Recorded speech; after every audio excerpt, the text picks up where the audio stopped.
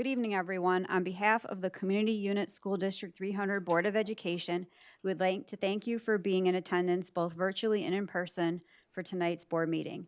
At this time, we would like to reconvene the meeting of the Community Unit School District 300 Board of Education for Tuesday, November 18th, 2025. Madam Secretary, please take the roll. Burkett, Present. Fiorentino, Present.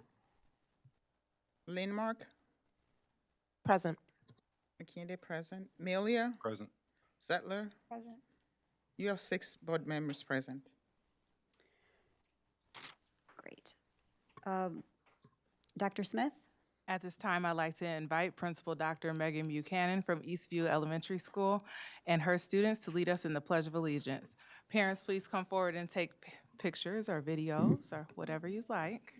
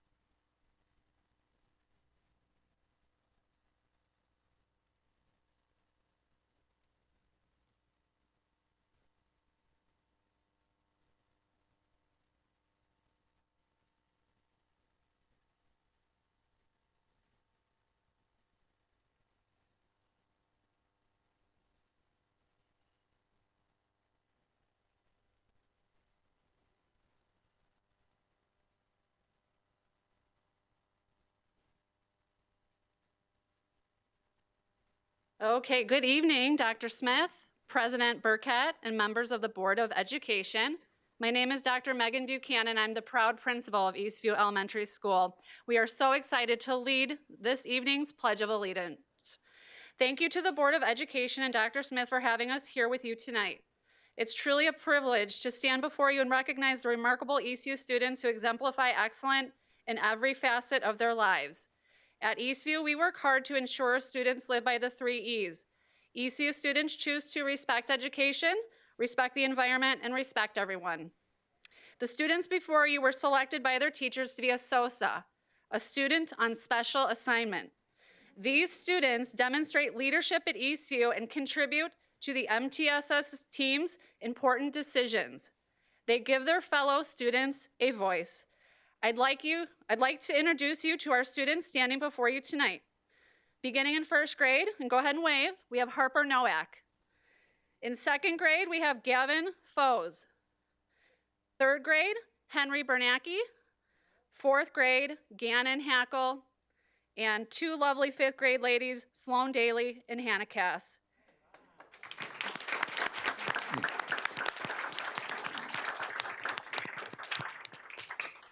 At this time, I ask all audience members to stand, and I ask my students to turn and face the flag to lead us in tonight's pledge.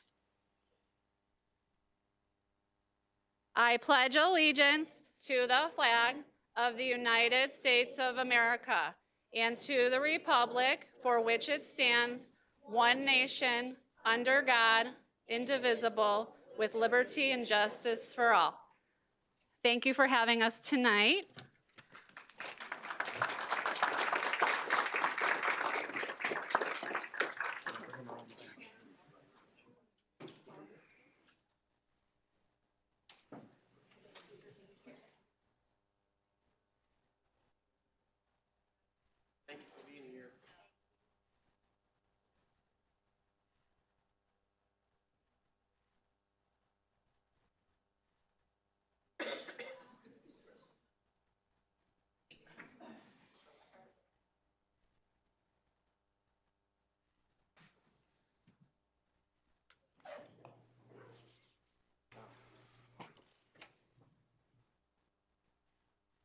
Parents, thank you for bringing your kids here tonight. You can leave now if you like or stay for the meeting. We have a lot of recognitions, so there might be some faces that you know.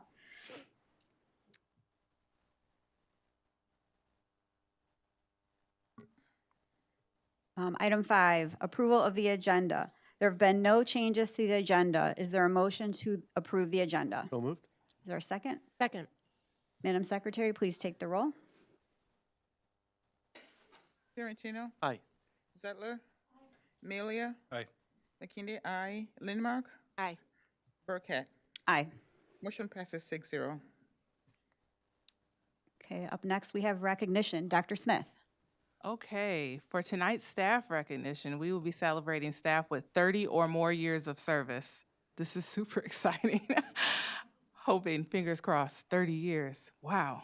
At this time, I'd like to invite our assistant superintendents, Jorge Almodovar, Dr. Jeff Herb, Kristen Sainsbury, Dr. Nikki Berkey, Kelly Manoffey, and Iberto Mora to the podium. They will lead us in tonight's recognition, and they're going to each do a few and say a special word about our 30 or more year staff. Thank you, Dr. Smith. We will begin our first recognition tonight with Deb LaRue. Deb, if you can please proceed to the front of the room.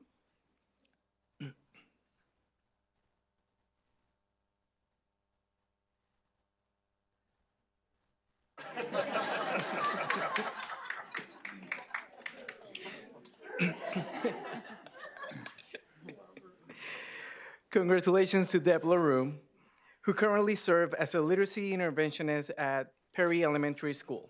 Deb is celebrating 30 years in District 300. Perry Elementary Principal Katie Kiefers have shared the following about Deb. As Perry's literacy interventionist, Deb is a true literacy powerhouse, respected by colleagues, admired by students, and deeply valued by our entire community. Her creativity and relentless commitment ensure that every child builds strong foundational literacy skills. Staff look to her for inspiration and ideas as she continues to raise the bar for what excellent teaching looks at Perry Elementary. At this time, I invite the audience to join me in celebrating Deb's 30 years of service to D300. Congratulations.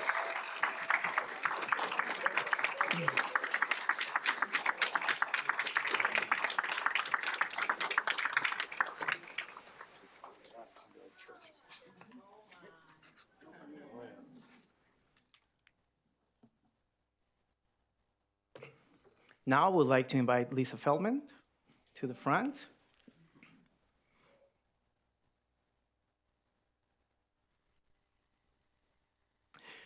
Congratulations to Lisa Feldman, who currently serves as instructional coach at Meadowdale Elementary School. Lisa is celebrating 35 years in District 300. Meadowdale Elementary School Principal Jackie Vercora has shared the following about Lisa. Lisa has been an incredible support to our entire school community. She played a vital role in helping transition new personnel into their new positions, always offering guidance, encouragement, and a calm presence. She gives 100% of herself every day to do what is best for students and never hesitates to help anyone in need. Her dedication, positivity, and heart for our school will be deeply missed next year. But we hope that she takes time to relax and enjoy every moment with her grandkids. She has certainly earned it. At this time, I invite the audience to join me in celebrating Lisa's 35 years of service to District 300.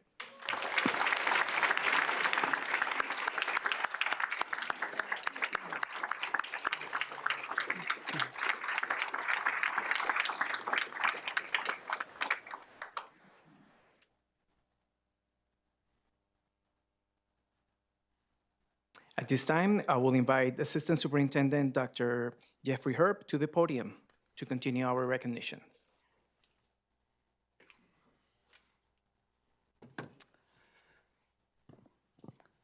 Thank you, Mr. Almodovar. I'd like to invite Carrie Blouse to the front of the room.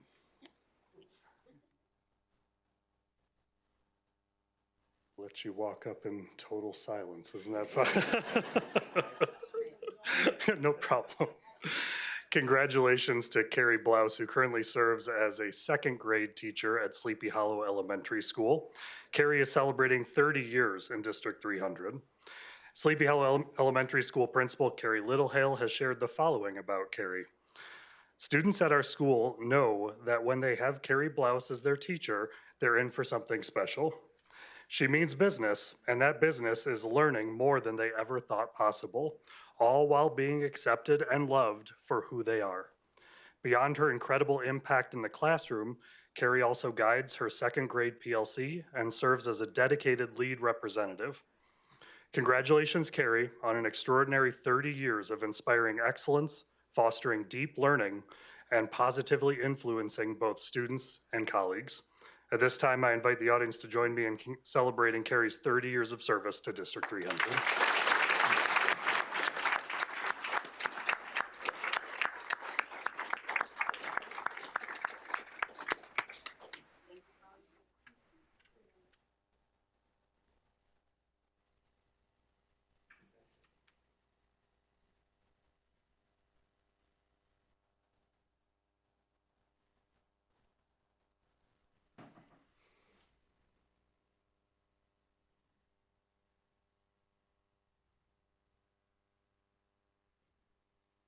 At this time, I'd like to invite Francesca Herrera to the front of the room.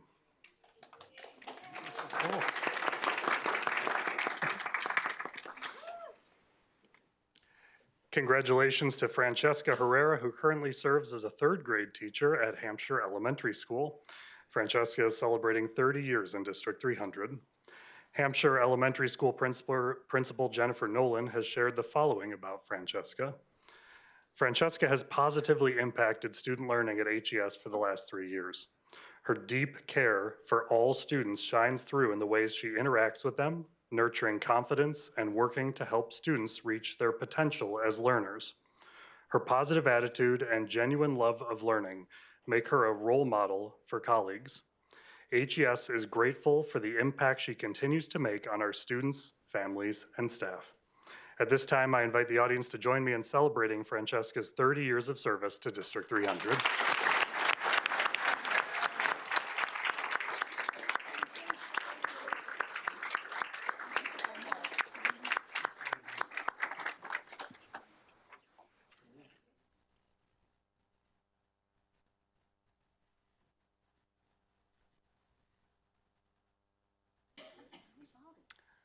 I'd like to invite Rebecca Meyer to the front of the room.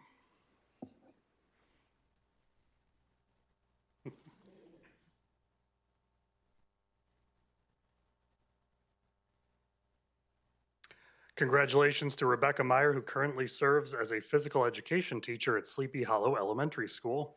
Rebecca is celebrating 30 years in District 300. Sleepy Hollow Elementary School Principal Carrie Littlehale has shared the following about Rebecca. Affectionately known as Coach Meyer by students, staff, and families at Sleepy Hollow, Rebecca has spent her career inspiring a lifelong commitment to health and fitness in every student she teaches. Her passion shines through in her engaging lessons, monthly school-wide fun runs, and the unforgettable field day experiences she organizes each year. Watching her work with students reminds us all why we became educators in the first place. Congratulations on an incredible 30 years of impact and inspiration. At this time, I invite the audience to join me in celebrating Rebecca's 30 years of service to District 300.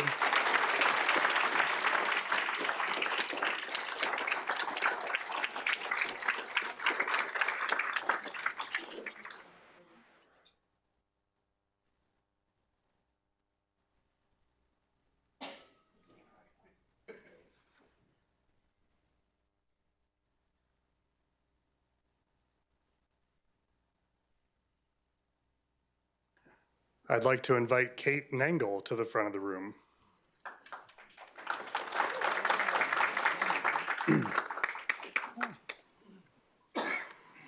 Congratulations to Kate Nangle, who currently serves as a third grade teacher at Liberty Elementary School.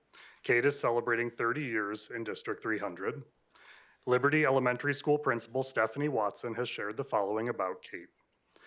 Mrs. Nangle is a dedicated teacher whose genuine care for her students shines through in everything she does. She maintains high expectations because she believes every child in her classroom is capable of achieving great things. Her colleagues value her expertise and appreciate her experience. Mrs. Nengel's combination of warmth, high standards, and professional knowledge makes her an invaluable member of the Liberty School community. At this time, I invite audience to join me in celebrating Kate's 30 years of service to District 300.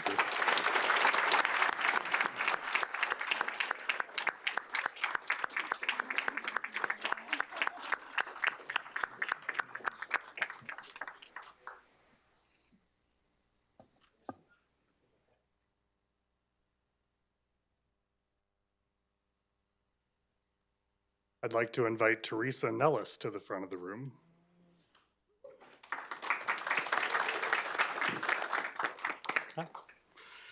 Congratulations to Teresa Nellis, who currently serves as a school social worker at Liberty Elementary School. Teresa is celebrating 30 years in District 300. Liberty Elementary School Principal Stephanie Watson has shared the following about Teresa. Teresa is a valued resource for the entire Liberty community. Her extensive knowledge of parent resources and deep understanding of mental health support make her a go-to person for students facing difficult situations. Through thoughtful social emotional lessons, she equips students with tools to navigate life's challenges. Her compassionate approach and problem-solving skills make Liberty a more supportive place for everyone. At this time, I invite the audience to join me in celebrating Teresa's 30 years of service to District 300.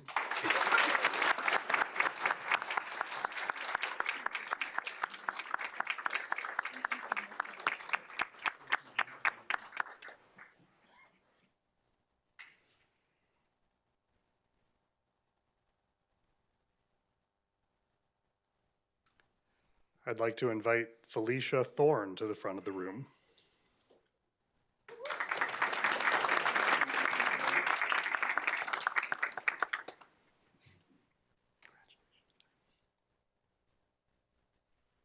Congratulations to Felicia Thorne, who currently serves as a special education classroom paraprofessional at Liberty Elementary School. Felicia is celebrating 30 years in District 300. Liberty Elementary School Principal Stephanie Watson has shared the following about Felicia. You won't find anyone with a brighter smile and friendlier laugh than Felicia. She is like a ray of sunshine, and her positive energy is absolutely contagious. Her kindness extends to both students and staff, as she is always willing to lend a helping hand and make sure people feel welcome at Liberty. At this time, I invite the audience to join me in celebrating Felicia's 30 years of service to District 300.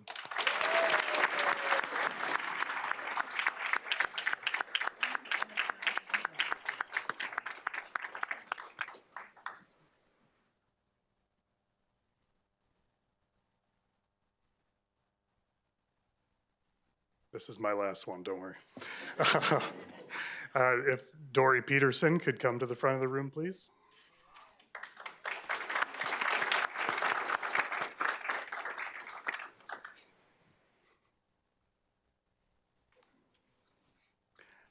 Congratulations to Dory Peterson, who currently serves as a 4th grade teacher at Westfield Community School. Dory is celebrating 35 years in District 300. Westfield Community School Principal Jennifer Breeze has shared the following about Dory. Dory is the type of teacher who goes above and beyond every day to meet the needs of her students and support our school. She is always the first to step up, whether it's leading a club, supporting a new initiative, or assisting a family in need. Her commitment to excellence is evident not only in her instruction, but also in the way that she uses data to measure the impact of instruction. Beyond her classroom, Dory brings joy and laughter to everyone around her. Thank you, Dory, for your years of outstanding service and dedication. At this time, I invite the audience to join me in celebrating Dory's 35 years of service to District 300.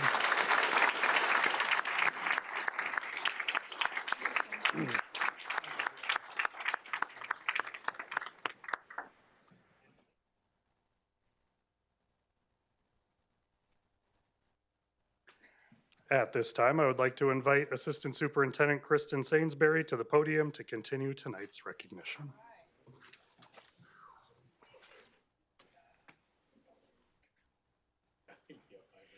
Thank you, Dr. Erb.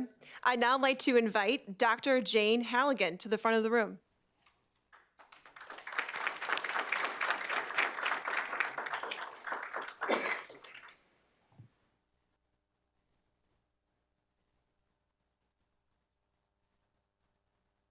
Congratulations to Dr. Jane Halligan, who currently serves as a cross-categorical resource teacher at Eastview Elementary School.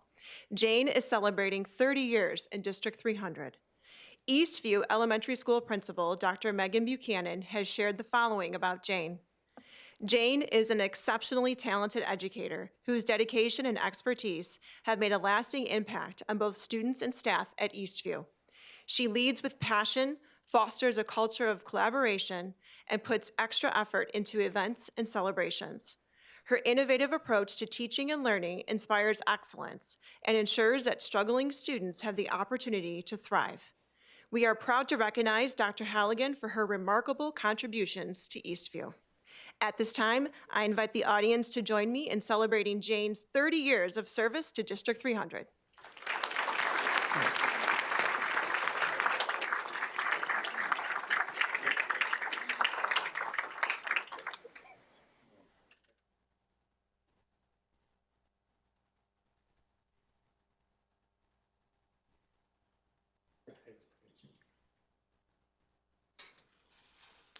At this time, I would like to invite Abby Cassay up to the front of the room.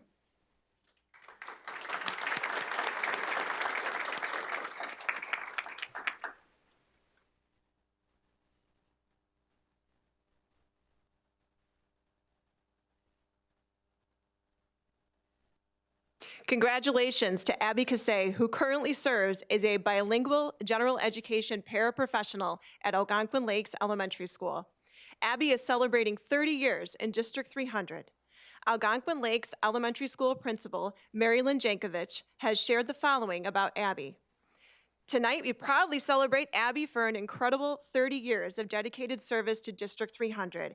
Abby embodies the heart and spirit of Algonquin Lakes. She is always leading with kindness, optimism, and an unwavering commitment to our students and community. She truly demonstrates what it means to be an ALES Lion, caring, courageous, and committed to making a difference. Abby, thank you for inspiring us all with your generosity, your loyalty, and your tireless spirit. At this time, I invite the audience to join me in celebrating Abby's 30 years of service to District 300.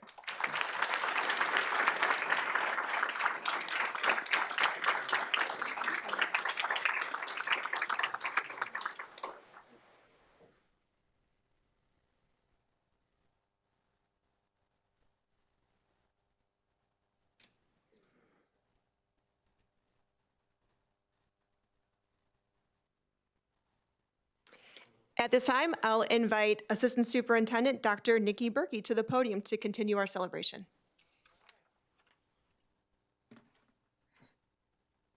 Thank you, Ms. Sainsbury. I'd now like to invite Tammy Hamrick to the front of the room.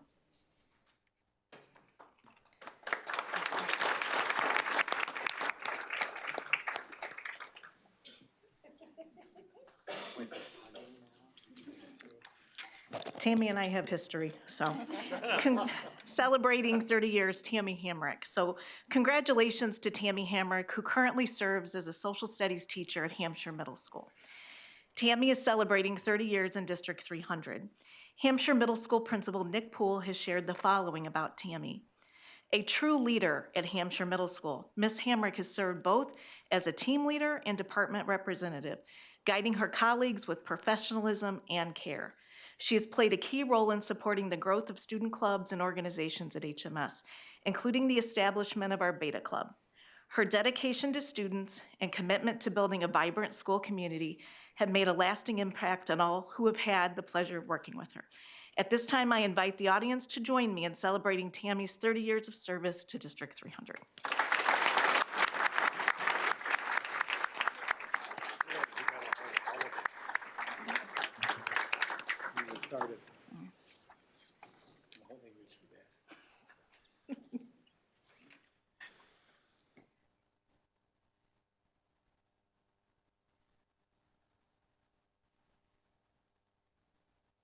I'd like now to invite Michelle Sporline to the front of the room.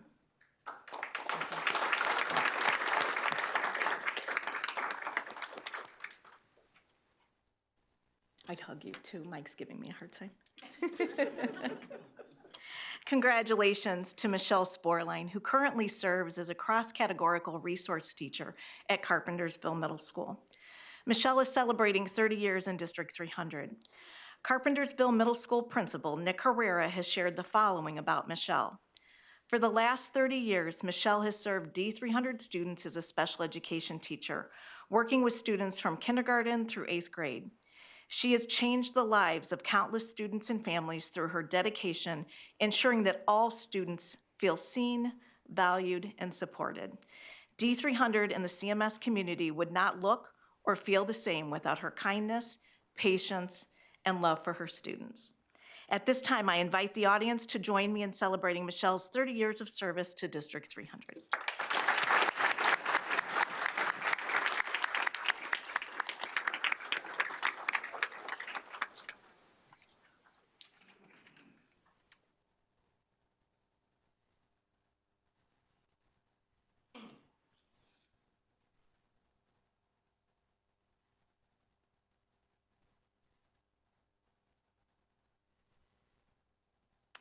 At this time, I would like to invite Assistant Superintendent Kelly Manalfi to the podium to continue tonight's celebration.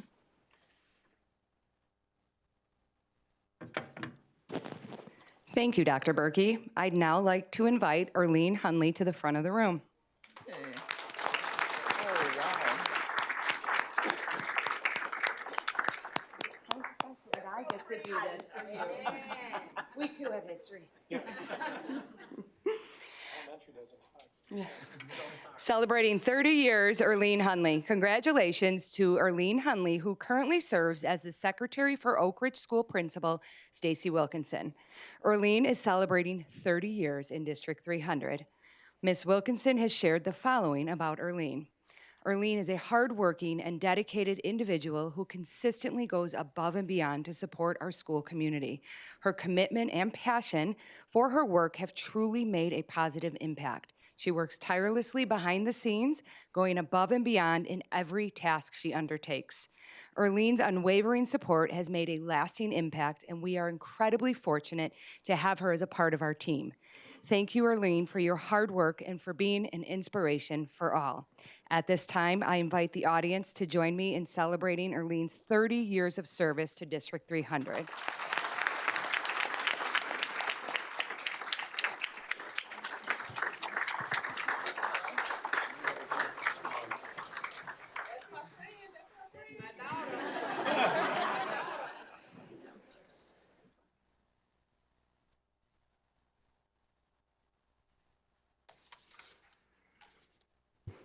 I'd now like to invite Fred Wendt to the front of the room, please.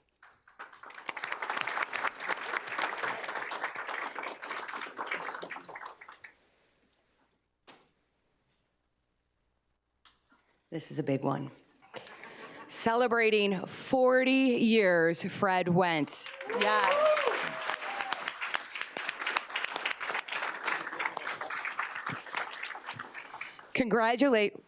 Congratulations to Fred Wendt, who currently serves as a custodian at Jacobs High School. Fred is celebrating 40 years in District 300. Jacobs High School Principal Dr. Christopher Testoni has shared the following about Fred. We have been fortunate to have Fred as a part of D300 for 40 years. His extensive mechanical knowledge and experience with numerous construction projects and upgrades make him an invaluable resource in keeping our building safe, efficient, and welcoming for students and staff. Fred is a selfless contributor who consistently goes above and beyond to ensure the needs of others are met, often putting the school community before himself. We are truly fortunate to have Fred here at Jacobs. At this time, I invite the audience to join me in celebrating Fred's 40 years of service to D300. 40 years.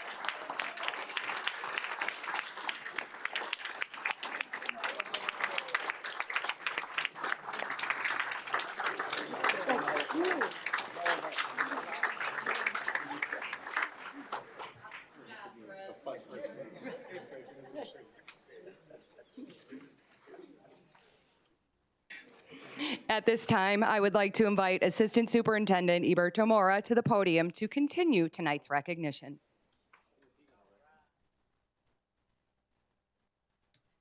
Thank you, Mrs. Manolfi. I'd like to invite Laura Ornelas to the front of the room.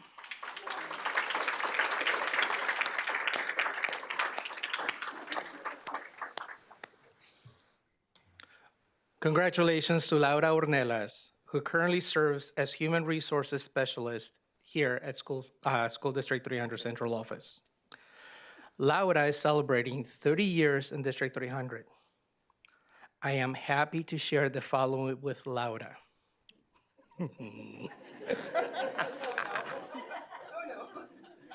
Save the best for last. It is with immense gratitude that we celebrate Laura this evening.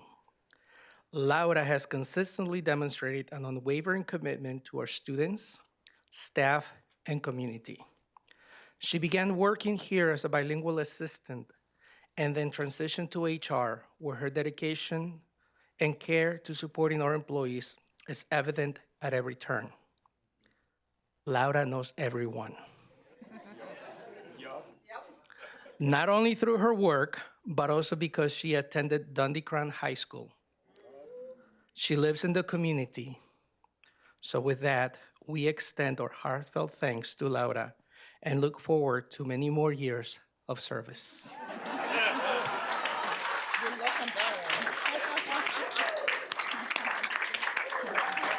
At this time, I invite the audience to join me in celebrating Laura's 30 years of service in District 300.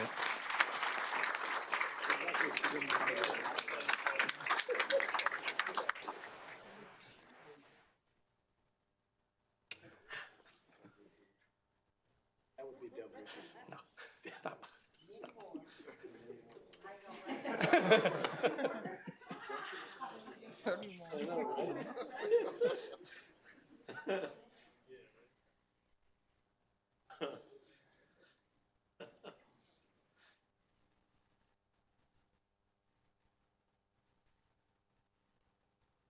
I mean, let's give all of our years of service employees another round of applause.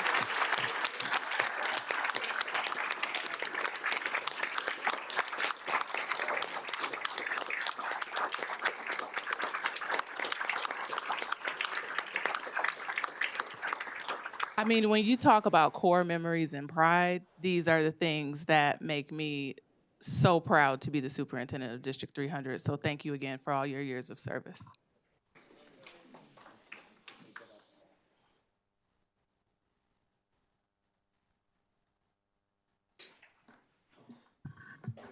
Continuing with staff recognition. School Psychology Appreciation Day. On November 3rd, District 300 celebrated.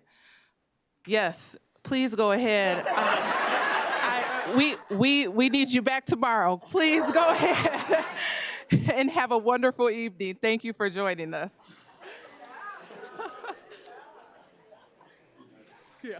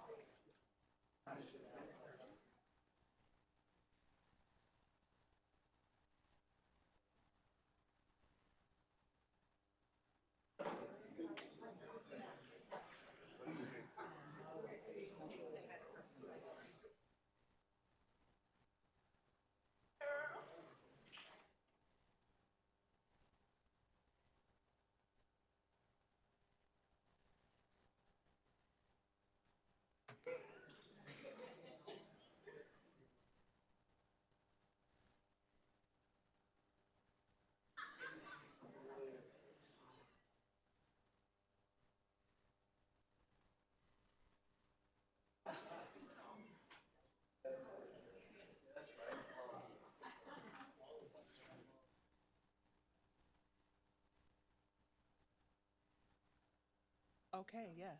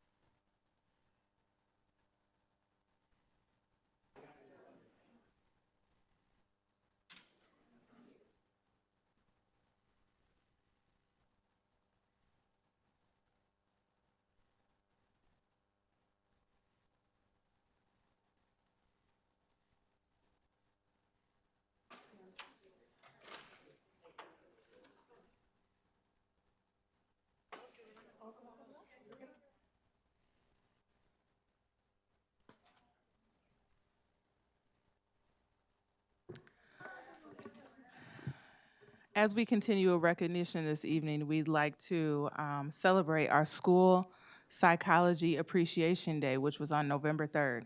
Our school psychologists provide essential support to students, helping them overcome challenges, build confidence, and thrive in school beyond their work. Their work is key to fostering healthy, inclusive learning environments where every student has the opportunity to reach their full potential. On behalf of District 300, we extend a heartfelt thank you to our school psychologists for their dedication and compassion.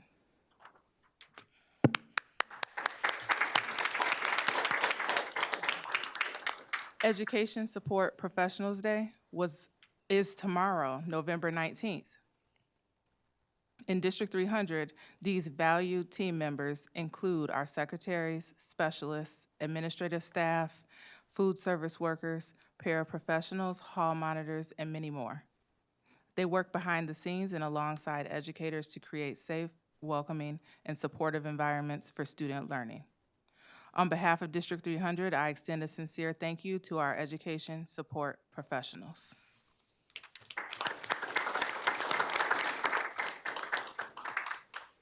On November 21st, District 300 will celebrate National Substitute Educators Day, an opportunity to recognize the dedicated professionals who step up in any moment at any moment's notice. Sorry, those too many words to support our students. Our substitute educators play a vital role in ensuring continuity of learning across our schools. Their ability to adapt quickly and support students and staff is essential to maintaining strong and consistent learning environments. On behalf of District 300, thank you to our substitute teachers.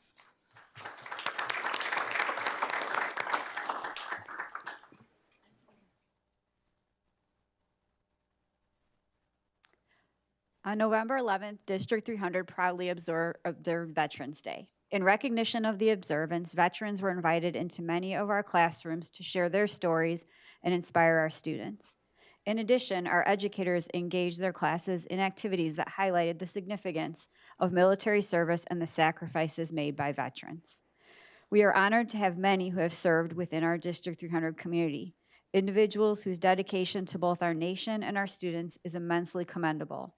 On behalf of District 300, I would like to extend my heartfelt gratitude to the following members of our District 300 family who have self-reported their military service: Jacob Crenshaw, Everline Dodson, Dana Garnett, Luis Gonzalez Gavin, Carlos Hernandez, Eric Hunt, Andrew Jones Marquez, Kyle Lobdell, Daniel Martins, Felicia Maxa, Stephen Nakamura, David Nowak, Leander Protocalis, Robert Andy Quinto, Kenneth Ransom, Stevie Rivera, Vincent Saratella, Vince Cifuentes Jr., Thomas Sitke, Jason Smith, Michael Storer, Daniel Vital, and Daniel Wagner. Please join me in thanking District 300's veterans.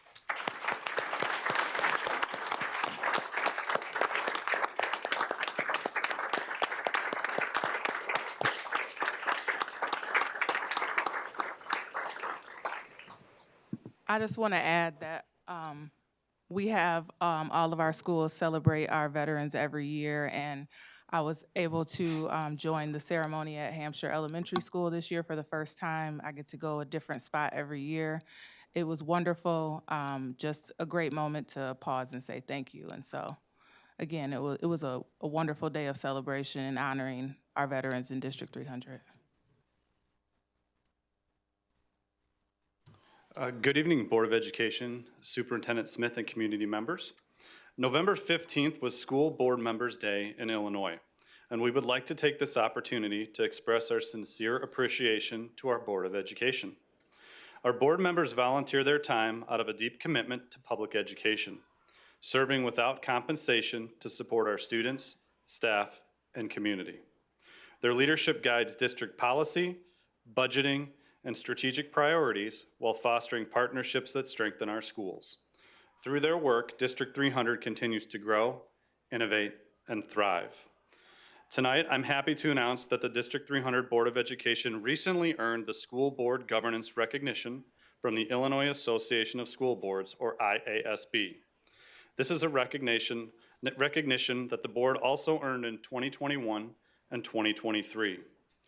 This recognition acknowledges school boards that have engaged in activities and modeled behaviors that lead to excellence in local school governance in support of quality education.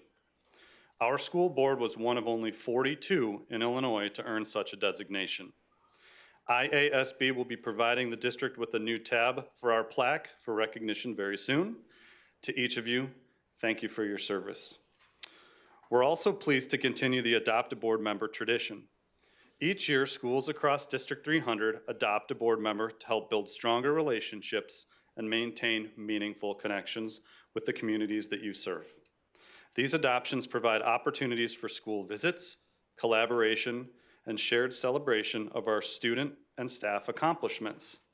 I am pleased to announce this year's adoption. Board President Christine Burkett has been adopted by Carpentersville Middle School. Board Vice President Leslie Lamarca has been adopted by Jacobs High School. Board Secretary Tola McKinday has been adopted by Liberty Elementary School. Board Member Steve Fiorentino has been adopted by Eastview Elementary School. You got a cooler, look at that. Board Member Elisa Lindmark has been adopted by Oak Ridge School. Board Member Patrick Malia has been adopted by Big Timber Elementary School. Board Member Nancy Zettler has been adopted by Lake in the Hills Elementary School. We would like to thank our principals, schools, and board members for continuing this valued District 300 tradition.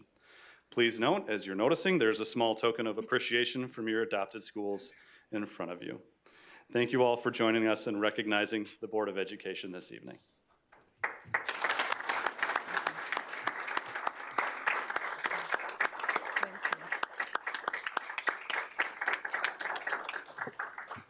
I just want to say thank you and extend our appreciation again on behalf of the district for your support to all of our school communities and everything you do for District 300, as you are all volunteers and we appreciate that. So thank you.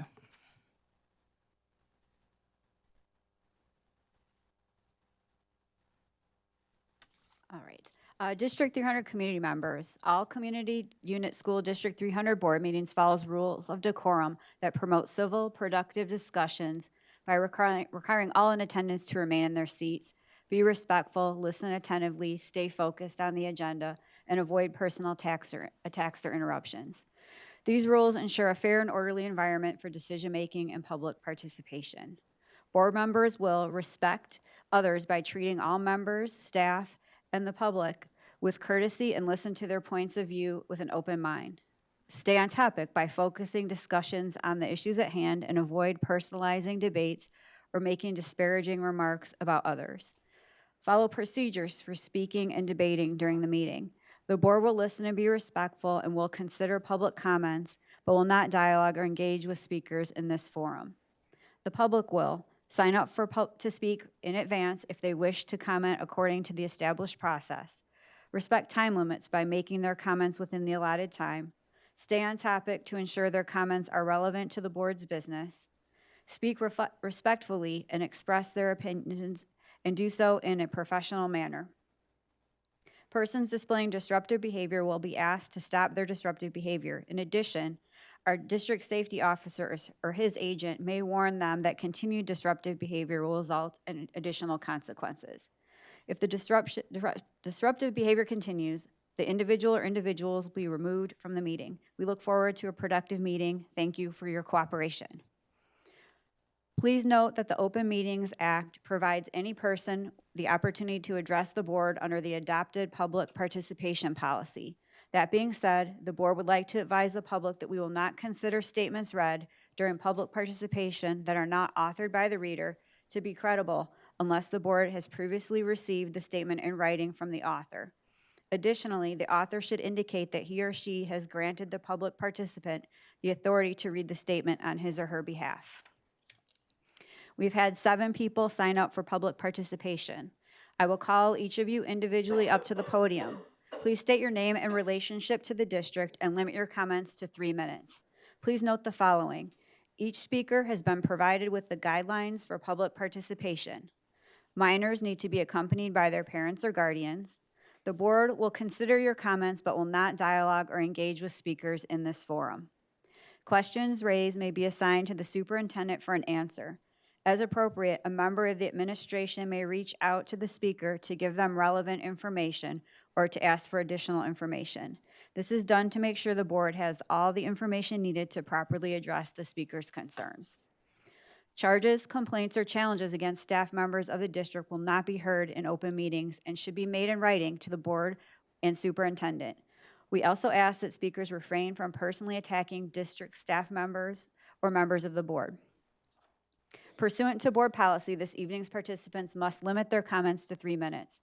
We ask each participant to be respectful of all individuals who have signed up to speak and adhere to the allotted time limit. We also ask that speakers conduct themselves in a civil and courteous manner and refrain from trying to engage members of the board in dialogue during public participation.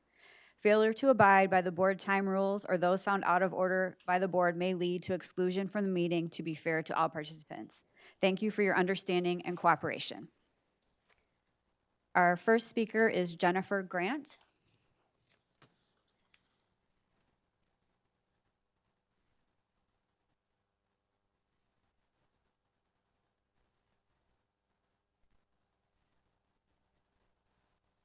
Good evening. Thank you, District 300 School Board. My name is Jennifer Grant. I have 2 students in District 300.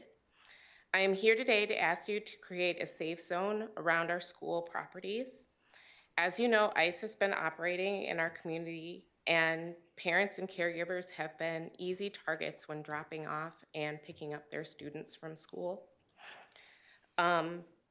No one wants to see our community members in handcuffs or being beaten or being kidnapped, especially in front of our children. But we have seen what is going on in the news, and all of those things seem to be the norm. The ICE agents' disregard for Illinois law has taken a toll on our children and created a less than positive environment for all school children that attend our schools. It does not matter that the status of the child or his or her parents or caregivers, because ICE agents don't care about the status of the person they are trying to kidnap. They only care about quotas and photo ops and chaos. They are not law enforcement agents, and they have no business near our school properties. Banning ICE agents from our school grounds will help students and parents and employees feel safer coming and going from school.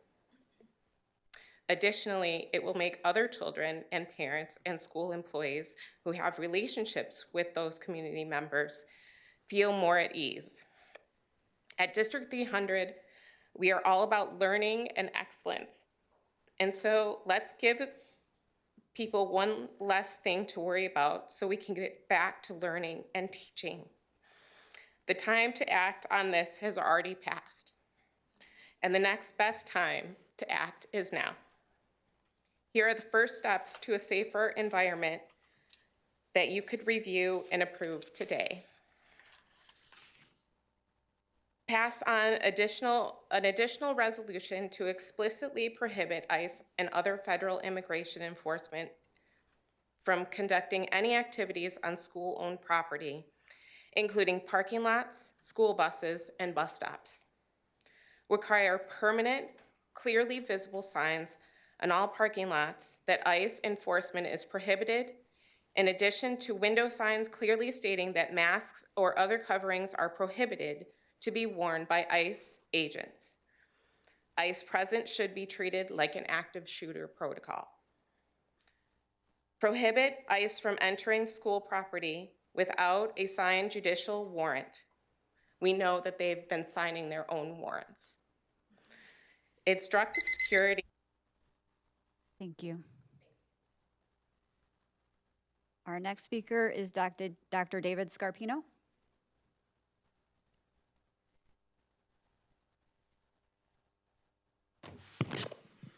Good evening, Dr. Smith and board members. My name is Dr. David Scarpino, and I have been a proud member of the District 300 community for over 20 years. During my career, I have had the privilege of serving in a variety of roles. Throughout my tenure with District 300, I've been fortunate to work alongside many remarkable individuals.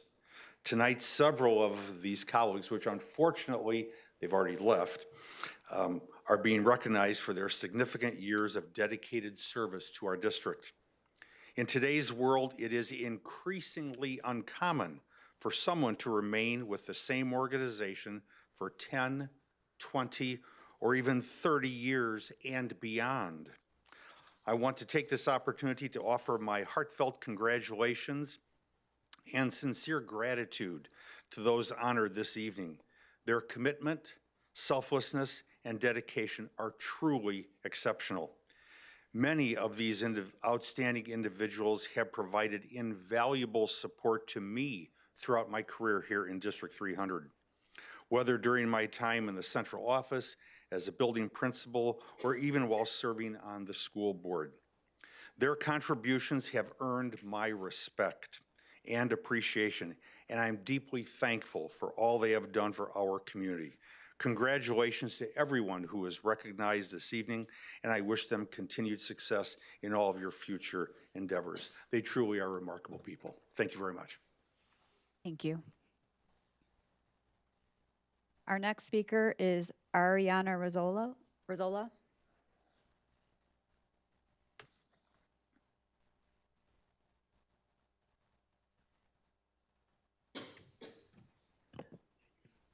Good evening. My name is Ariana Realzola. I have been a part of District 300 all of my younger educational life, from preschool to high school graduation. I graduated from Dundee Crown, and now my son, my firstborn, is a freshman at Dundee Crown. First, I would like to thank you all for some of the changes the district has made. For example, adding bus stops for students who live closer to their school. This allows some of the families a bit of peace, knowing that their kids can get on the buses without having to walk a block or two. I also want to thank the staff at Dundee Crown High School, who have been standing outside greeting our students, but most importantly, keeping an eye out for our students and the cars that enter the school property. My son is considered a walker. In the mornings, I have taken him to school, and that is a change that I have seen these past few months, so I thank you for that. Now, I'm here because I'm asking for the board members to put in their agenda what more they can do for our community as a district.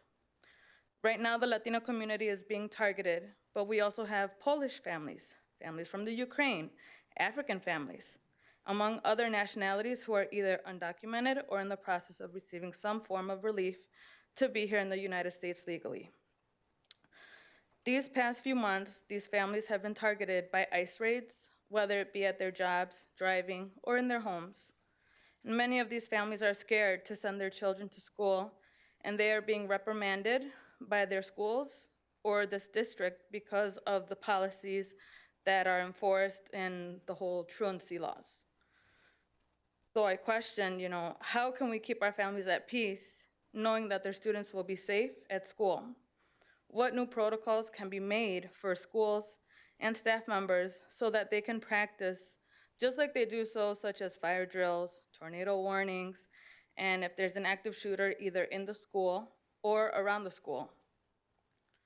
I am grateful for the emails that I've received whenever there's a disruption in the school, but there's a lot more that can be done. And there's a lot of family members, a lot of parents that are willing to meet with you guys and figure out what we can do as a community. Me, myself, we all have busy lives. We all have families that we want to spend time with, our little ones. But at the end of the day, this is for the kids. Whether you have children or not in this district, it's always going to be, our focus is the safety for the children so that they can go to school and live their lives as kids and not have to worry about what's going on out there. Thank you. Thank you. Our next speaker is DC Alvera.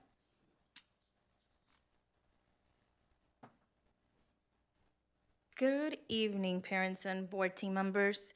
I am a Perry Elementary and Dundee Crown High School parent, and I graduated from Crown in 2009.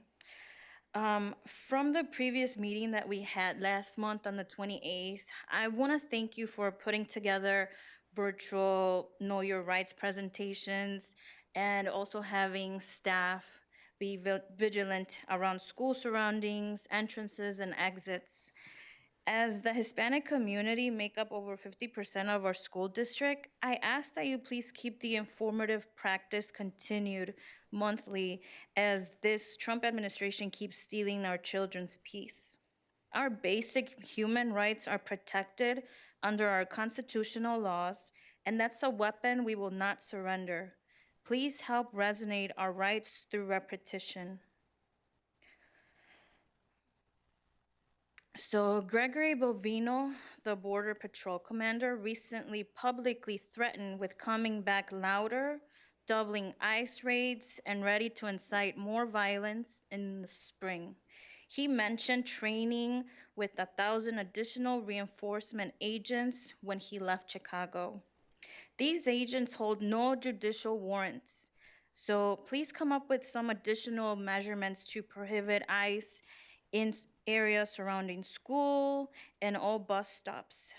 A suggestion that I have, for example, is maybe, like stranger danger practices, like how to differentiate an actual kidnapper versus an ICE agent not identifying himself, or permanent signs that show no guns, no face coverings worn by government officials, something like that. So please protect our staff from retaliation for exercising their rights if they're recording, if they're taking pictures of violent ICE raids, or refusing to disclose information without warrant to these agents.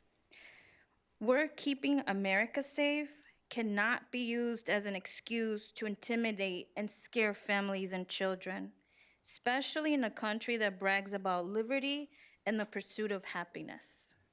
Thank you. Thank you. Our next speaker is San Juana Solis.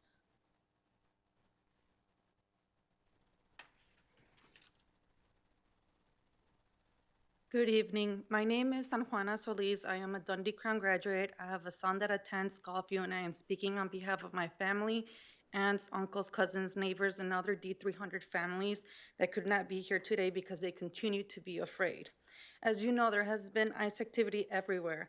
You can't stay neutral or be scared for the backlash. You can't turn a blind eye to this situation. Everyone is talking about it. It's on social media and in the news. Our students are living this, and you shouldn't have to wait until we come up with the numbers. This chaos is not going away. It's been going on since last year, and no one has listened to us. Parents and students have been attacked, and this will continue for a couple more years. You need to start moving, do more. Setting up a presentations for Know Your Rights was a good start, but it was not what I was expecting. I did not see any of the Know Your Rights power slides anywhere in that presentation. Do better. For walkers, there were buses added for some of the schools with low attendance rates to help students attend school, but many students are still afraid to use that service. Many need to walk over a block or two to wait alone and scared at that bus stop. We need to implement a better system for walkers. Let's also not forget the other schools. You can't name me one school in D300 that doesn't have a Latino in it. Over 50% of the school district is Latino. All schools and all students should be treated the same. White people are being targeted too. Not as much, but they are. A couple days ago, I learned about a Polish mom and a student from this school district that was deported.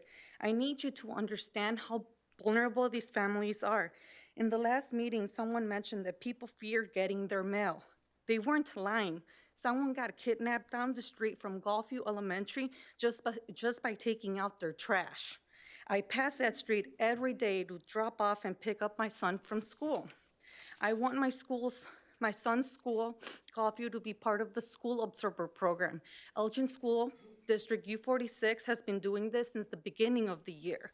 Another school district I'm impressed by is the East Aurora School District 131. They passed an ICE ordinance for their school district. Why can't we do something similar? Also, staff should be able to talk about this matter. Stop silencing them. Students shouldn't have to see their teachers be afraid of speaking to them for help. Students should feel safe talking about this topic, and they shouldn't be silenced. Students need to be heard. We need a safer environment for students at school. They need to feel safe on school grounds. We need to protect the children. They are your kids. Pay attention to the kids who are scared and provide emotional support. Have a table with available sources at every school office. Treat ICE activity as an active shooter protocol. Add clear communications to for all students, parents, staff on. Thank you. Our next speaker is Patty Macias.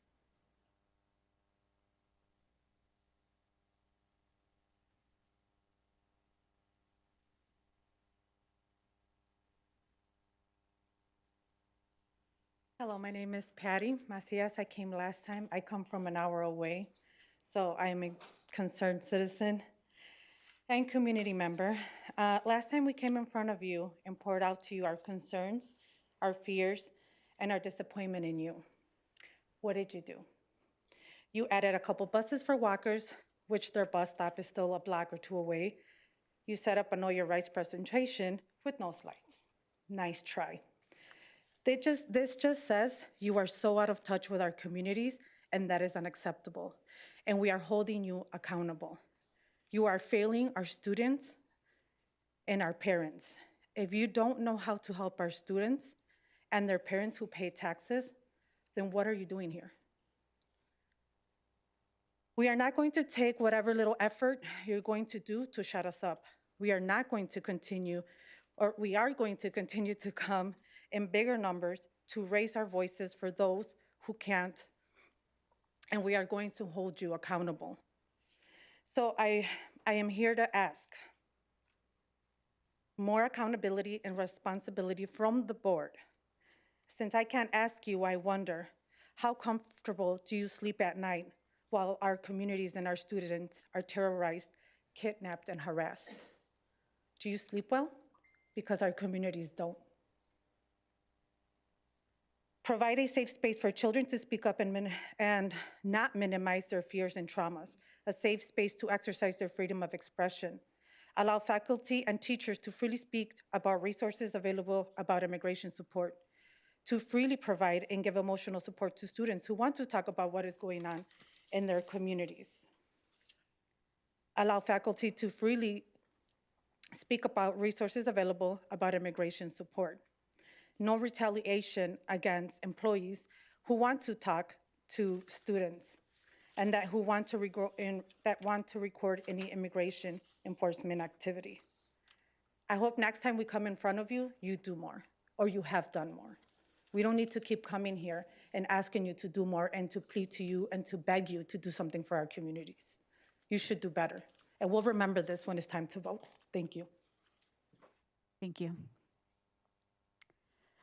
Our next speaker is Amarani Jarvis. Sorry if I said that wrong.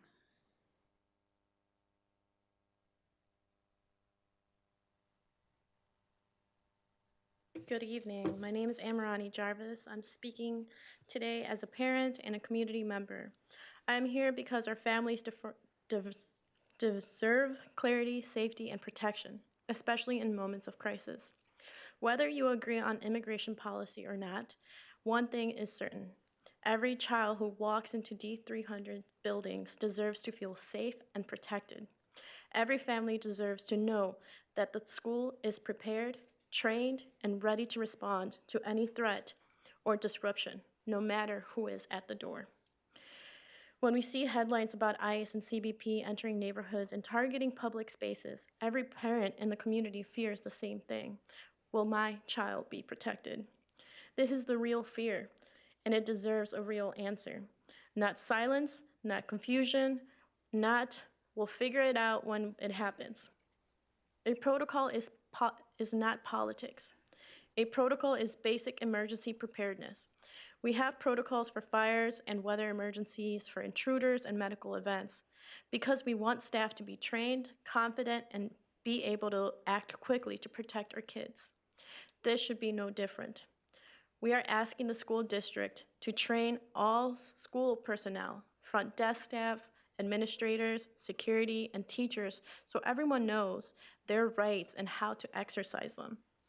Communicate the protocol publicly. Be open to amend them in collaboration with families and community leaders so families know that the district is prepared and committed to keeping the children safe. A clear protocol protects students. It protects school staffs, and it protects the school districts. And communication with families builds trust. Without a plan, there is panic, confusion, and the possibility of mistakes that could traumatize a child or violate a family's rights. With a plan, there is a safety, clarity, and trust. We are not asking for something extreme. We're asking for something responsible, humane, and necessary to address this crisis. Our children depend on us to keep them safe. You as board members have the power to make sure that every school district 300 is trained, they have the guidance and the preparedness to do exactly that. So please act on this and show our families that their safety matters. Thank you. Thank you.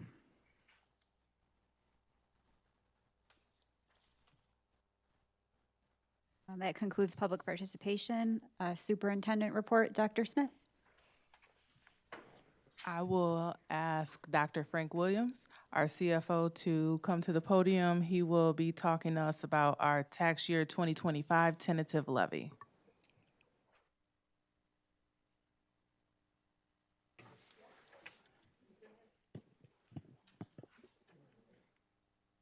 Okay, here we go. Good evening, members of the board, Dr. Smith, fellow administrators, and public. Tonight, I'll walk through the tax year 25 levy, moving through key terms, the constraints that we definitely operate under, the data driving our estimates, and how that leads to our levy request. My goal is to keep this clear and simple so everyone understands the why behind our numbers. A more in-depth presentation was provided at the November 10th operations meeting. Before we get into the numbers, we need to share understanding of a few key terms. These terms form the foundation of how property taxes are calculated and how districts receive revenue. I'll use these throughout the presentation, so it's important to ground ourselves here first. The levy, this is the ask of local monies. Remember, there are three legs to our revenue stool: local, state, and federal. Levy is the ask. Extension is the actual amount of monies we receive from the counties, typically finalized in March or April timeframe for Kane, McHenry, and DeKalb. And as we know, Cook can be unpredictable when it comes to when they're going to give us their funds. In fact, I think people just received their tax bills if you've watched the news. Extensions are finalized by the state of Illinois. Counties send their data to the state where numbers are equalized using sales and other data across a state. This is where the equalization factor, which is what you see on your bill when you look and you see either a 1.0 or a number greater than 1 or number less than 1. That means the state equalized particular evaluation. The rate, it is important to note that the district does not determine the tax rate. In fact, as I navigate all the data points, you will not hear me mention the rate too much. The rate is calculated by the counties once the extension is determined. EAV, this is the taxable value of properties. The assessed value comes from the county, while the equalization factor comes from the state.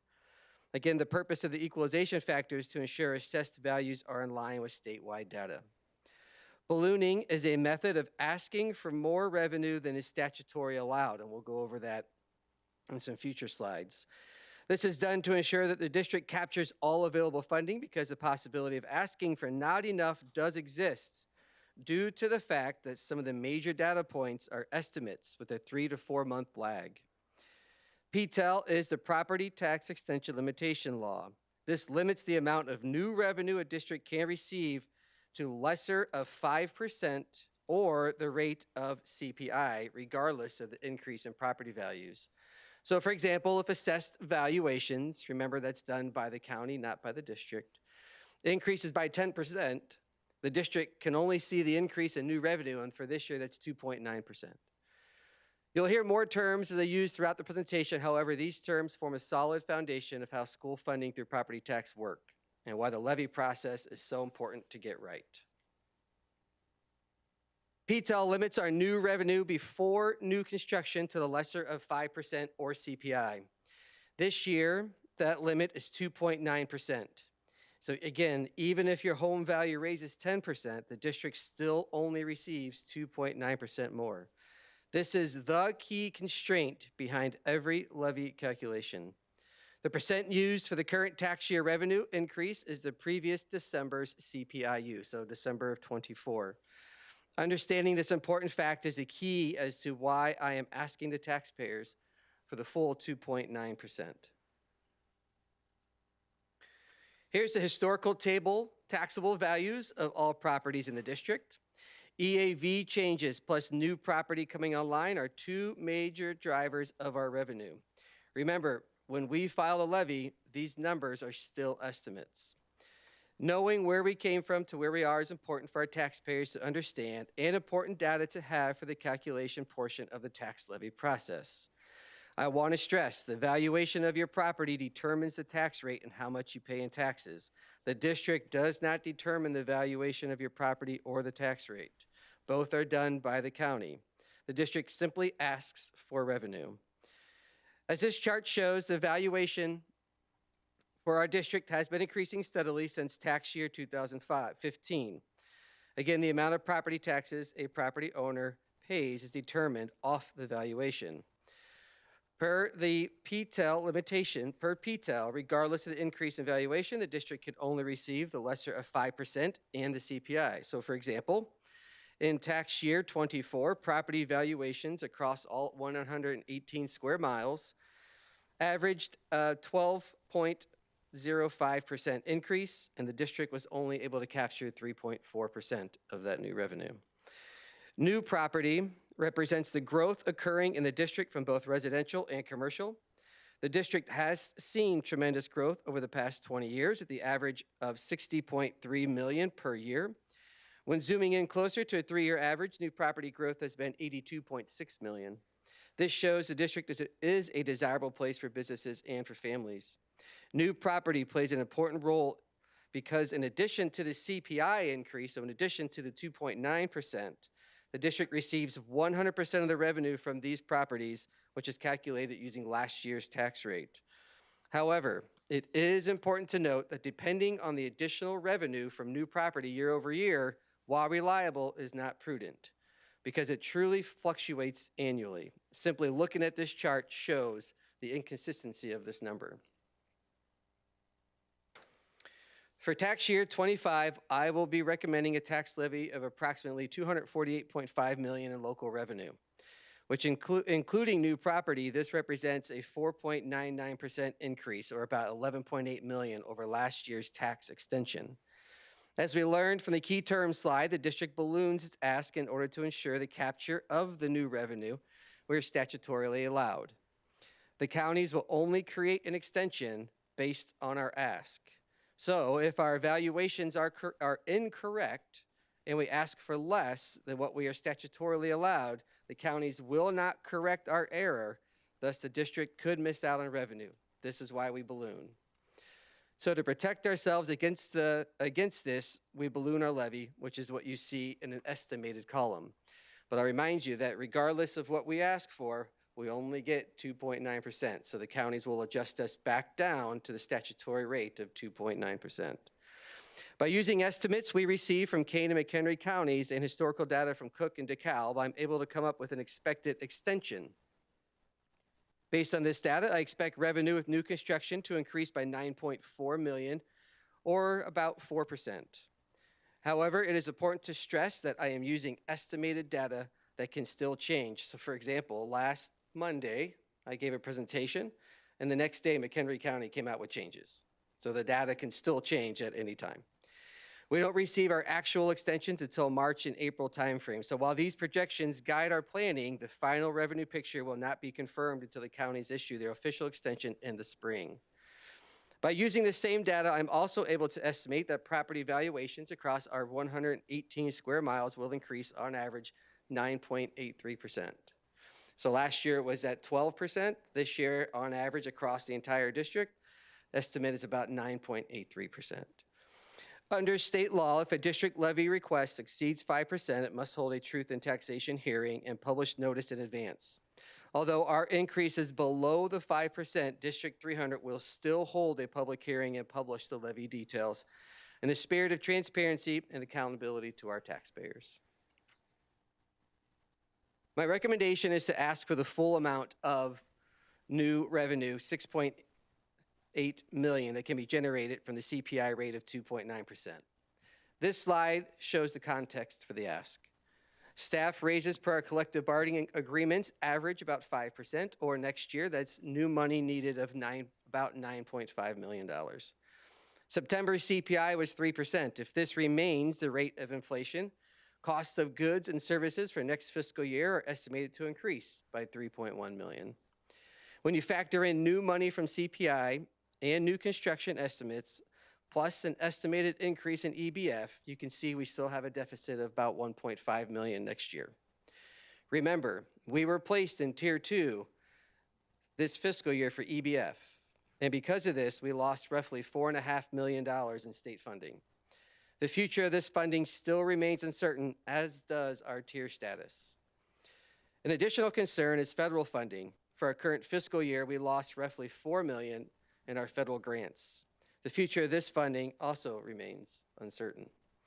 It's important to emphasize all of this is based on estimated EAV and new property numbers at the time of the levy. We won't receive the final extensions again until March or April, and the counties often revise these estimates.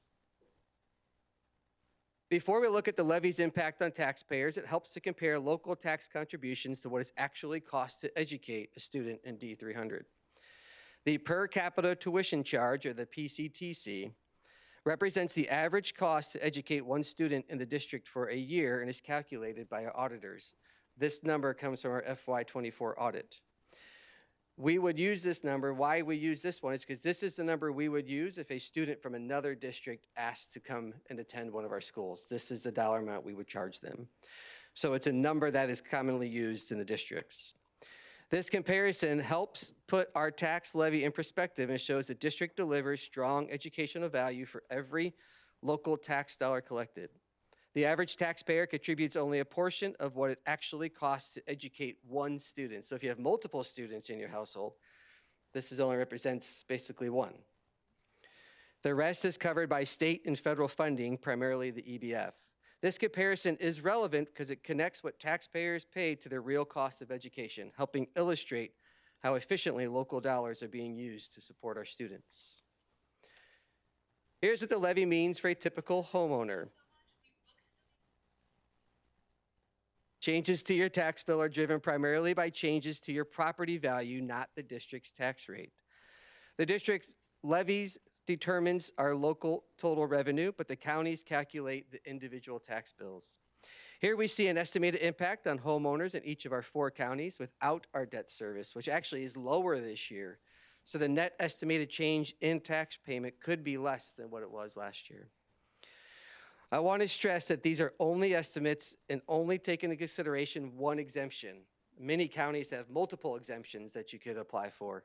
This gives you the homestead exemption, which basically you get just for living in your house. Counties have the right to set their own homestead exemption value, which is why you see DeKalb at $6,000 and Cook at $10,000. Most counties throughout the state have moved to that $8,000, similar to Kane and McHenry. 3 of our counties calculate tax on 1/3 of a property's valuation. So take the home valuation you get, take that by 1/3, that's what you pay taxes on. Except if you live in Cook County, then it's a little bit more complicated. They calculate taxes on 10% valuation. So take your home times 10%, and that's what you pay taxes on. However, as you can see, the state equalization multiplier is a 3 for Cook County, which is supposed to bring that value back up to the 1/3. So that's where most counties, it's 1/3, and you get that 1.0 factor from the state. If you live in Cook, typically you get that 3.0 factor because that's supposed to bring it back up to 1/3, which is what the rest of the state has to pay. So finally, our next steps include the approval of the tentative levy at today's meeting. By school code, the tentative levy must be approved not less than 20 days prior to the final approval. So the current calendar map allows for 28 days. The levy hearing publication will go to the Daily Herald on December 8th, which is 9 days prior to the hearing. It meets a school code of not less than 7, but not more than 10.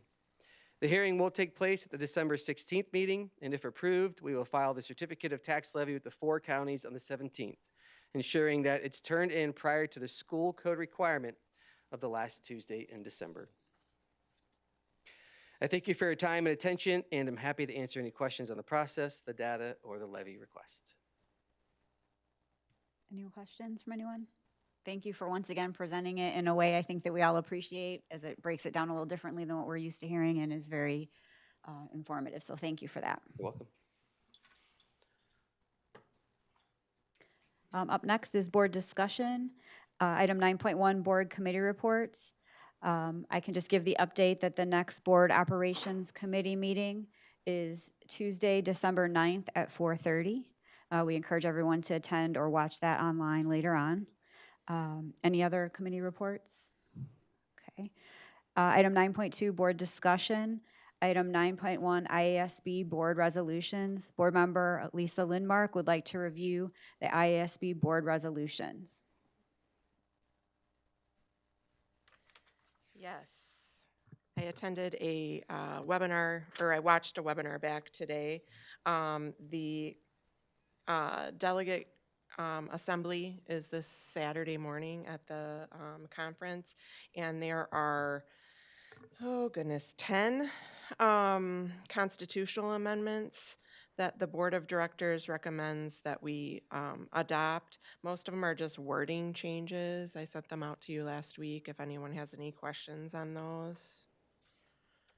Otherwise, I think those are pretty straightforward. The one that I'm main concerned about is the resolution, I think it's called, yeah. Consent agenda resolution, which is the financing for public education, thus school bus safety funding. And that one, if I read correctly, they want to establish a dedicated school bus safety equipment grant, which will provide cost to factory install seatbelts.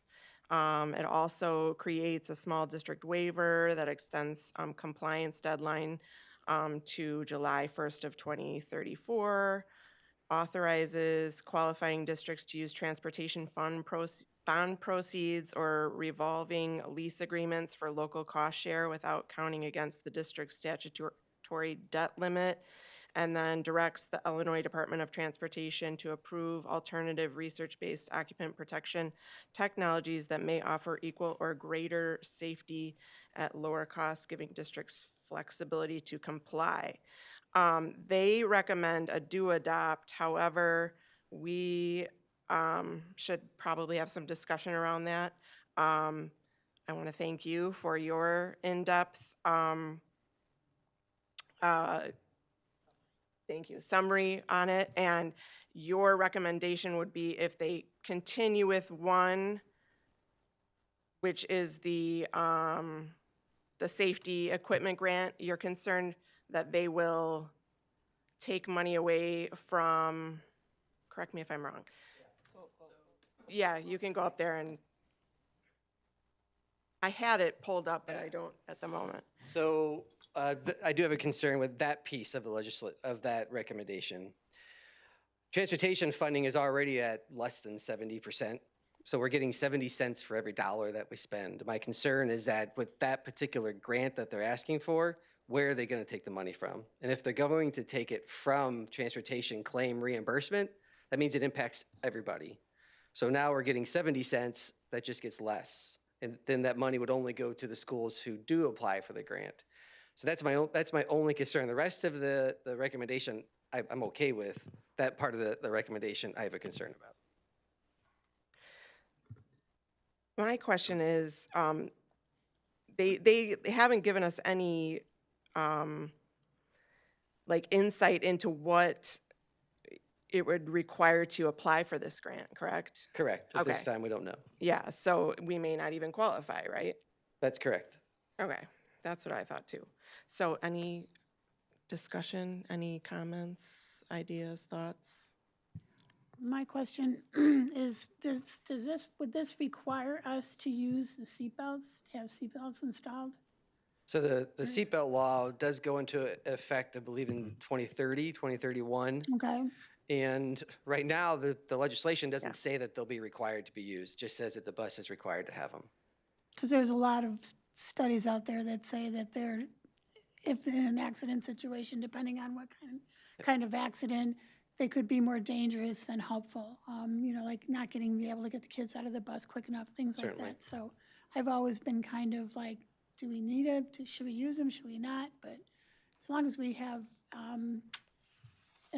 it's going to be a while, but as long as we have the ability to say no if we determine we don't think it's The buses something that we will, should do. any new buses ordered after Yeah, that time that's what frame it will says. have to We have have to have them. the seatbelts. Any of our old buses will not have to Right, be right, retrofitted. right. Just the new ones ordered from that date on will have to have them.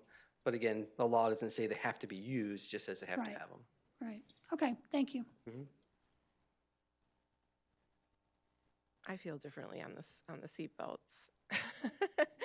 I don't, if they have to be worn in the car, why aren't we wearing them on the buses too? I have a special needs son, so I require it as part of his IEP that he needs to be seatbelted on the bus. I don't think he could, I know he has trouble getting in and out of the seatbelt, but I'm more concerned with like if there is an accident and he goes flying around the bus.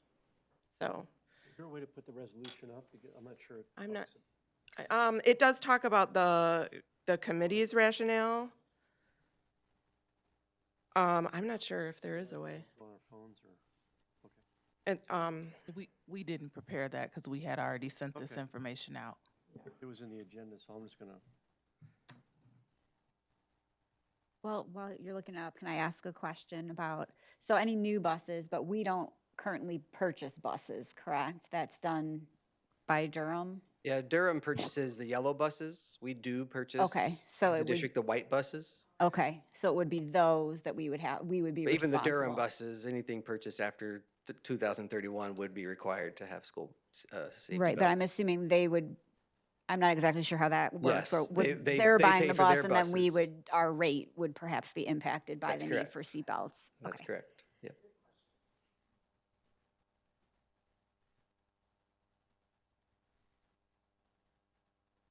Is that the only resolution they Yeah, have? that's the only one that's, sorry, that is the only resolution. So that's the one that I think if we're all okay with the changes to the consent agenda, constitutional amendments.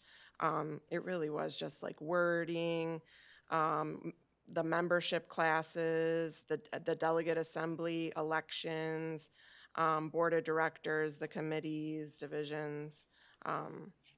I didn't see anything in there that was cause for concern. I just led with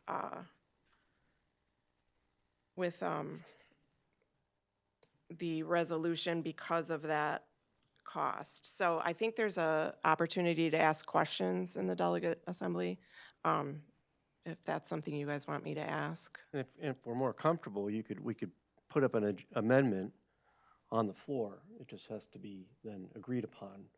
And that happens, Yes. frequently. If we're uncomfortable, I frankly was going to suggest, agreeing with the state on that one. But if we feel that way, Frank, you can write something and. No problem. We'll make sure Diane has it and can give it to you for. Has everybody? Yeah, I imagine that this will come up from more than Right, one district, because it's always a concern when something's being mandated, but not super clear on where the funding is coming from, that I'm sure there will be a robust discussion around this. If we don't start it, I'm sure someone else will, but it'd be good for you to be prepared to do so.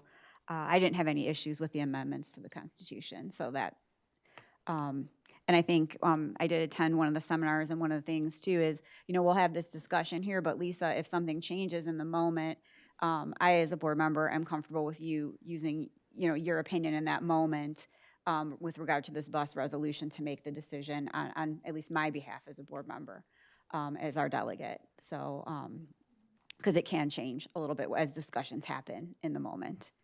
I don't have a strong feeling either way, other than that I'm not a fan of the things that are mandated and not funded.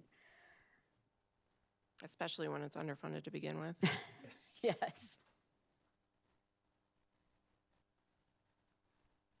Did anyone else have want to give Lisa an opinion on which direction they're leaning? Or any other questions for Yeah. Frank as well? Welcome.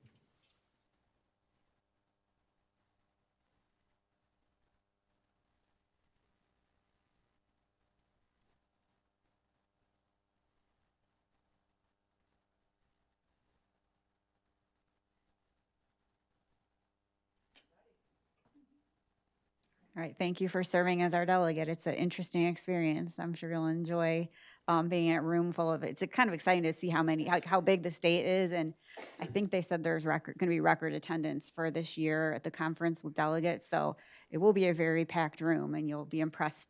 It kind of gives you a sense of the scope of our state and all of our districts that are included. So full. What I understand is they took all the tables out. They That's did. what, yeah, the So bring a webinar I clipboard. watched today said that they are not going to have tables. Which, the challenge of that is there's nothing there to work on, Yeah. So. Yeah. All right, thank you for that, Lisa. Do any board members have anything else they'd like to share or talk about under board discussion? The only question that I have is in regards to the item on the roll call about the curriculum in the email that we got today. Is that related, Tina? It is. It is. Do we still need to vote on this today then?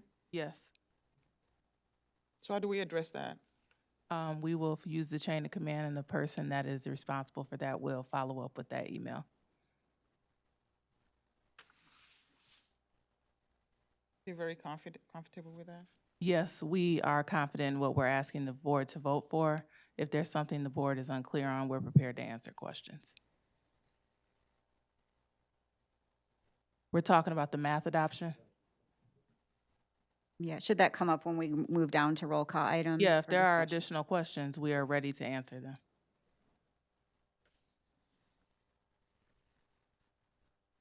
Okay, so you have a minute or two to think of them. We'll do the consent item. So up next is the consent items. The consent items are standard procedure items or items that have been previously reviewed and discussed at the Board Operations Committee meeting and need no further discussion. Is there a motion to approve the consent items? So moved. Second. Madam Secretary, please take the roll. Zettler, Aye. Melia, Aye. McKinday, aye. Landmark, Aye. Fiorentino, Aye. Burkett. Aye. Motion passes 6-0. Okay, roll call action items. Item 11.1, approval of copier paper bid extension. Is there a motion for the approval of the copier paper bid extension? So moved? Second. Any discussion? Madam Secretary, please take the roll. Fiorentino, Aye. Melia, Aye. Zettler, Aye. Landmark, Aye. Burkett, Aye. McKinday, aye. You have 6. Motion passes 6-0. Item 11.2, approval of employee benefits contract. Is there a motion for the approval of the employee benefits contracts? So moved. Is there a second? Second? Any discussion? Hearing none. Madam Secretary, will you please take the roll? Zettler, Aye. Melia, Aye. McKinday, aye. Landmark, Aye. Fiorentino, Aye. Burkett. Aye. Motion passes 6-0.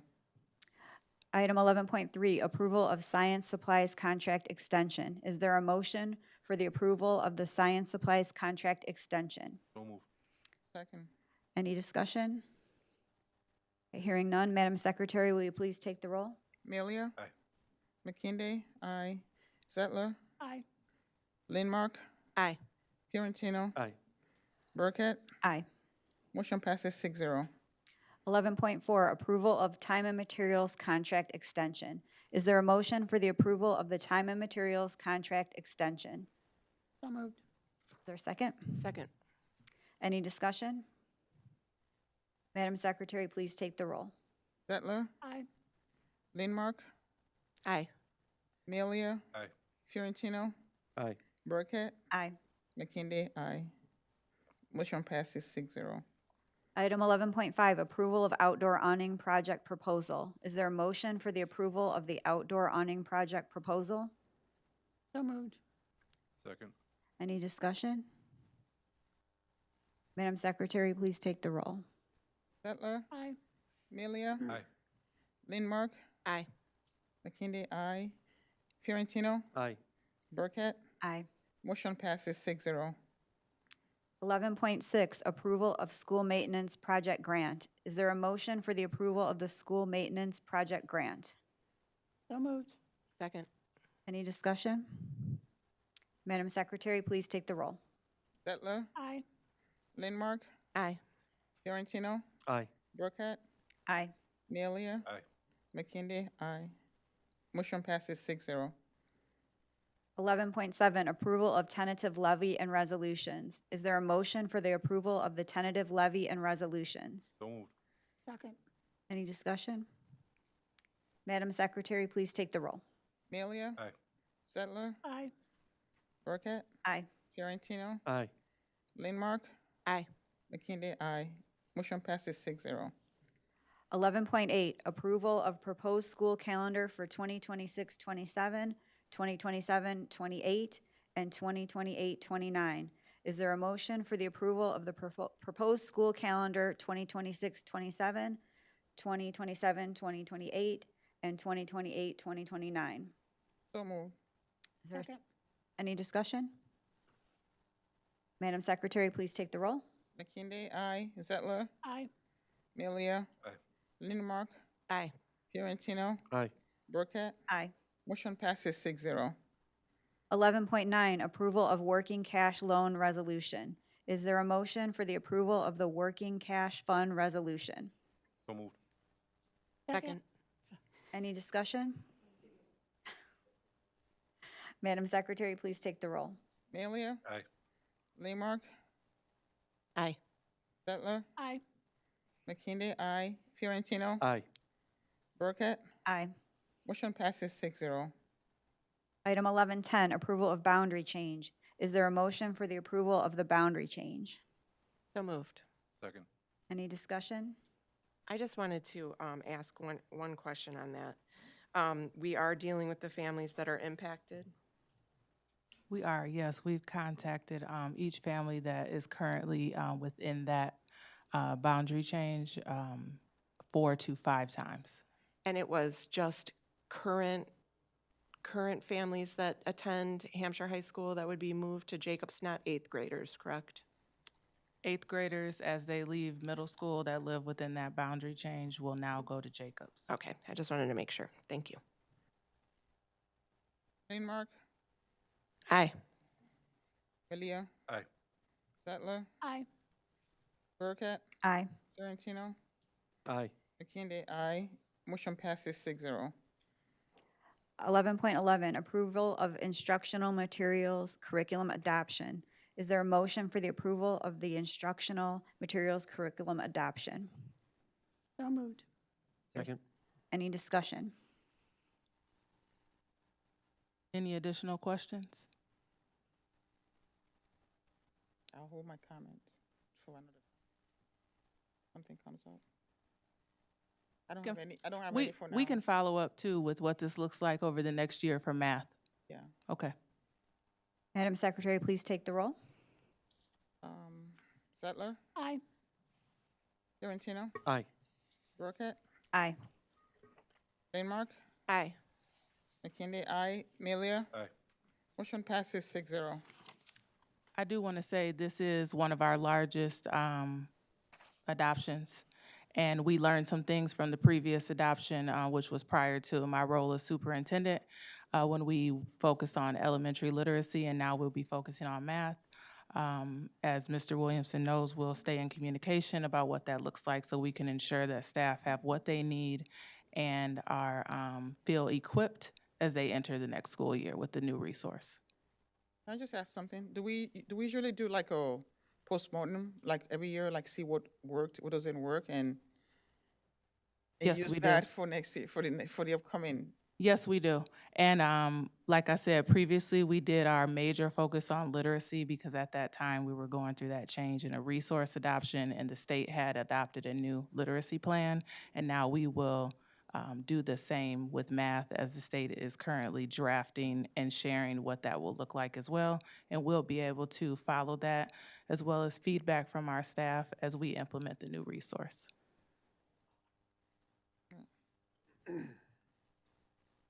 I don't know, Mr. Williamson, if you want to add anything, because we don't normally move any adoptions forward without making sure staff have what they need for support and do a continuous follow-up about improvements through that process.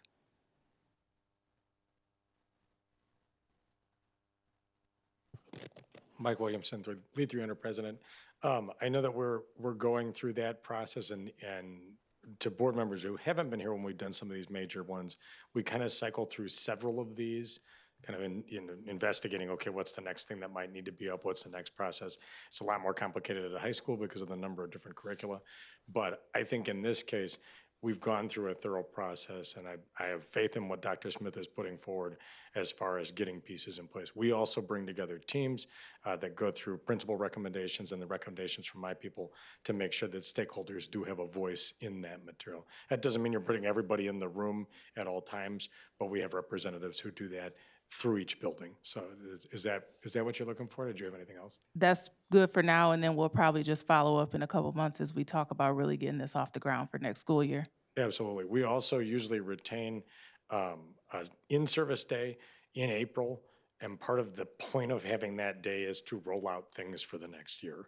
Right? And in the past, we didn't do that. We've been doing it now in order to make it sure that people have what they need before the summer so they can go home and play with math all summer long if that's what they want to do, which I know, but some people are into that. So, And now we can hit the Sandra. ground running with the April planning with the approval tonight.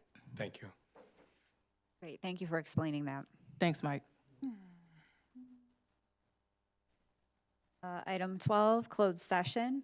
Is there a motion to go into closed session for the purpose of discussing, 1, the appointment, employment, compensation, discipline, performance, or dismissal of specific employees of the public body, 2(1), 2, collective negotiating matters between the public body and its employees or their representatives, or deliberations concerning salary schedules for one or more classes of employees, 2(2), 3, litigation, 2(11), and 4, security procedures, school building safety and security, the use of personnel to respond to an actual, a threatened, or reasonably potential danger to the safety of employees, students, staff, the public, or public property, 2(8). Is there a motion? So moved.